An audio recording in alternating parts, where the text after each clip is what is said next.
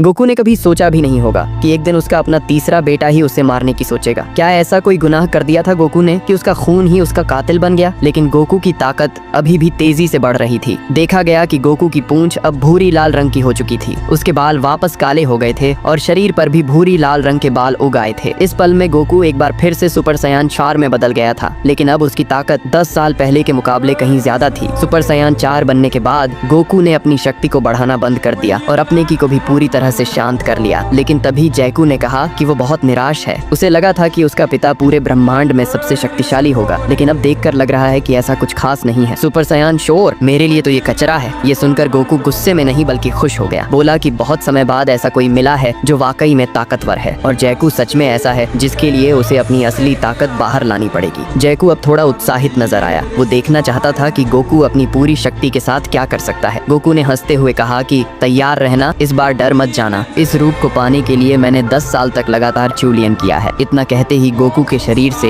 एक अलग तरह की ऊर्जा निकलने लगी। उसकी भूरी आंखें अब लाल रंग में बदल गईं। फिर एक तेज चीख के साथ उसके शरीर से लाल रंग की बिजली फूटने लगी, एक ऐसी ताकत जो किसी प्राचीन जंगली जानवर जैसी लग रही थी। अगले ही पल गोकू का पूरा शरीर लाल रंग की रोशनी में डूब गया। अब जैकू भी शांत नहीं रह सका। वो हैरान था कि गोकू के अंदर इतनी जबरदस्त ताकत भी छिपी हुई थी। शुक्र है कि वेजिटा मर चुका है, वरना अगर वो देखता कि गोकू फिर से और ताकतवर हो गया है तो उसका आत्मसम्मान चूर चूर हो जाता। गोकू की शक्ति अब भी बढ़ती जा रही थी। जैकू के चेहरे पर चिंता की लकीरें उभर आईं, लेकिन उसके अंदर का सयान खून जोश में उबलने लगा। उसने कहा, बहुत टाइम हो गया इस तरह जोश में आए हुए। अब गोकू का रूप पूरा हो गया था। उसके शरीर से अब भी सुनहरी आभा निकल रही थी, लेकिन उसकी पूंछ और शरीर के बाल अब भूरी लाल की बजाय पूरी तरह से सफेद हो चुके थे। गोकू की इस असीमित शक्ति से जैकू की पलकों तक कांप उठी। गोकू ने गंभीर होकर कहा, अब तैयार हो जाओ मरने के लिए। जैकू ने बिना एक शब्द बोले जबरदस्त की फटकार के साथ हमला कर दिया और लगातार तेज मुक्के गोकू की ओर फेंकने लगा। फिर गोकू ने एक घुटने से मारा और जैकू सीधा गोकू के सामने घुटनों पर आ गया। जैसे तैसे उठकर खड़ा हुआ, लेकिन गोकू की एक जोरदार मुक्के से वो सीधा उड़ गया और जाकर चांद पर गिरा। वहाँ उसकी रफ्तार जाकर थमी, लेकिन इससे पहले कि जैकू कुछ समझ पाता, गोकू भी पल में चांद पर पहुंच गया। बिना किसी झिझक के उसने एक बड़ा की ब्लास्ट बनाया और जैकू की ओर दाग दिया। जोरदार धमाके के साथ जैकू की चीख सुनाई दी और पूरा चांद ही ब्रह्मांड से गायब हो गया। लेकिन गोकू अब भी सतर्क था। तभी देखा गया कि जैकू मरा नहीं है, लेकिन अब वो बहुत ज्यादा गुस्से में था। उसने अपना सबसे बड़ा अटैक बनाया और सीधे धरती की ओर फेंका। इस खतरे को भांपकर गोकू एक बार फिर तुरंत धरती पर लौट आया और अपनी पूरी ताकत से कामेहमेहा छोड़ दी। इस बार जैकू का अंत हो गया।